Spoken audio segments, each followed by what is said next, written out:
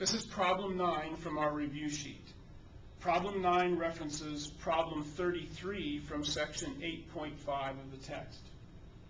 Problem 33 says, a casino plans a game of chance with the following characteristics. Ooh, that's very important for us. Now that we're going to get our casinos here in Ohio, it'll be interesting to see what all is involved in figuring out a game of chance here for your casino. It says the probability that a player wins is 3/10. Okay. So as far as the player's concerned, the probability that they will win is 3/10. So that means as far as the casino is concerned, the probability that the casino wins would be 7/10, right? Because it's either going to be a win for the player or a win for the casino. So if the probability that the player wins is 3/10, then the probability that the casino wins would be 7/10. Those are the two activities, the player wins or the casino wins. Probably isn't anything in the game that allows for a tie. A player pays $5 if he loses. So if the player loses, or if we could say it this way, if the casino wins, the casino gets $5. So from the player's perspective, they would be losing $5. From the casino's perspective, they would be winning $5. A player receives an amount X if he wins. So in other words, we don't know what that amount of money is. In fact, that's what we're supposed to do. We're supposed to find the amount of money, the amount of payoff to the player, X dollars, we don't know what that's going to be, if the house averages a profit of 20 cents per player.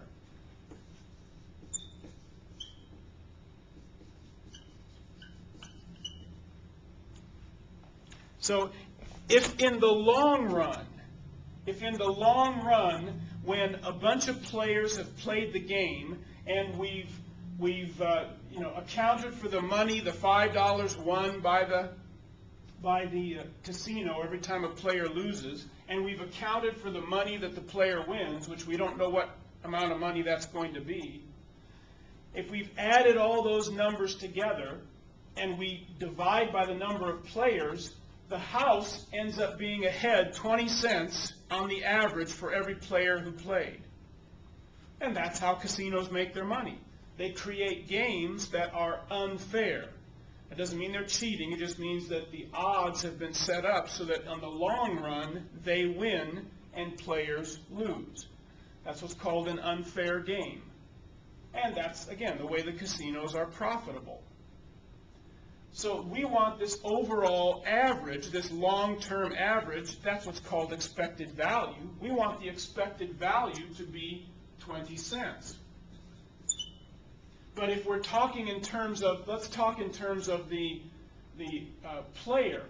So that really means the players are losing 20 cents in the long run, aren't they? They're losing 20 cents. And how did that losing 20 cents come about? Well, because 70% of the time, they were losing $5. If the casino wins $5 70% of the time, a probability of 0.7, that's losing $5 as far as the player is concerned. And 3/10 of the time, the player wins, but we don't know how much the player wins, but we're representing it by X. So the sum of these two gives the expected value of -2/10, negative 20 cents per player. So now we have an equation we can solve to figure out how much money the player should be awarded when they win to make the overall loss to players and gain to the casino to be 20 cents per player. So if we solve this linear equation in one variable, -20 hundredths equals, well, 7/10 times -5 would be -3.5 plus 3/10 x. So if we add 3.5 to both sides of this equation, we'd get 3.3 equals 3/10 x. And then dividing both sides of that equation, 3.3 divided by 3/10 equals 11. So the amount of money that a player should be given when they win is $11. And the amount of money they would lose, or the casino would win, would be $5.